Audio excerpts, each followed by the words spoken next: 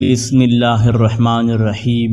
السلام علیکم محترم ناظرین، آج کی اس ویڈیو میں ہم آپ کو اس جنتی کنویں کی زیارت کروائیں گے جس کے پانی سے نبی کریم صلی اللہ علیہ وسلم کو آخری غسل دیا گیا تھا۔ اس کنویں کو بیر غرس بھی کہا جاتا ہے۔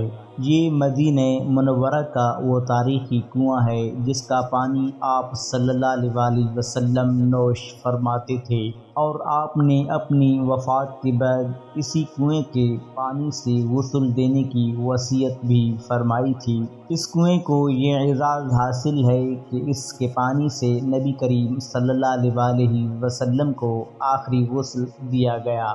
ایک مرتبہ نبی کریم رؤوف الرحیم صلی اللہ علیہ وسلم اسی کنویں پر تشریف لائے، اس سے وضو فرمایا اور بقیہ پانی اسی کنویں میں ڈال دیا۔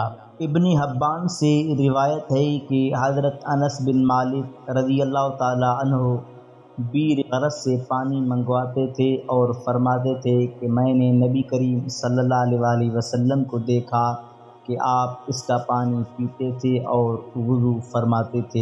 ایک دن نبی کریم صلی اللہ علیہ وسلم نے ارشاد فرمایا کہ میں نے آج کی رات بہشت کے کنووں میں سے ایک کنویں پر صبح کی ہے۔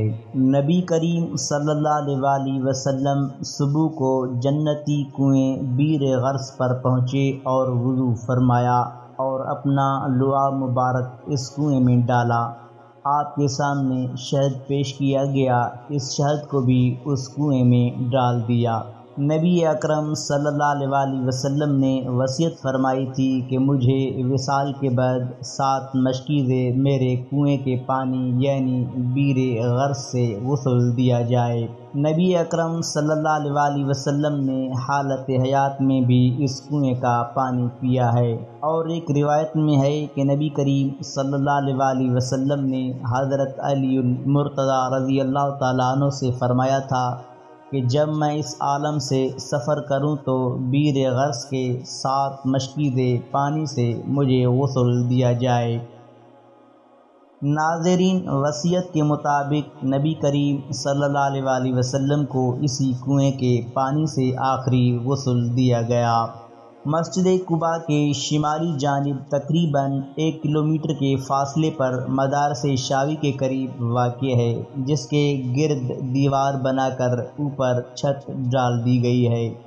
محترم ناظرین، اسے بیر غرس اس لیے کہا جاتا ہے کہ غرس کا معنی ہے گاڑنا، کیونکہ اس کے ساتھ حضرت سلمان فارسی رضی اللہ تعالی عنہ والا وہ باغ موجود ہے جسے آپ صلی اللہ علیہ وسلم نے اپنے ہاتھوں سے گاڑا تھا۔ اسی نسبت کی وجہ سے اسے بیر غرس کہا جاتا ہے۔